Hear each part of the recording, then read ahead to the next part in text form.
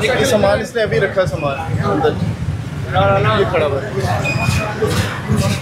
हाँ भाई, ये सामान कहाँ पड़ा होता है तुम्हारा? ये हमारे यहाँ रखा हुआ है। ये टेबल कहाँ होता है और स्टूल का डेस्क कहाँ होता है? टैक्स यही होता है भाई, वो होता है। अपने आप को लिमिट्स के अंदर रखो। ये बाज़ार आपको कभी ऐसा नज़र नहीं आया होगा, इतना साफ़ सुथरा, बग़ैर तजावुज़ात के, बग़ैर रास्ते बंद हुए हुए।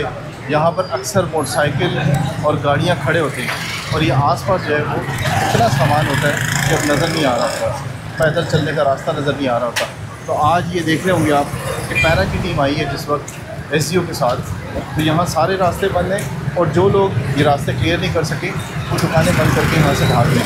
अब जो दुकानें बंद हैं उनकी तस्वीर बनाई जाएंगी और उन दुकानों के खिलाफ एक्शन लिया जाएगा जो दुकानें लोग छोड़ के भाग गए। अभी देखिए सामान इसने ऐसा रखा है कि बिल्कुल जगह नहीं बची दुकान के अंदर।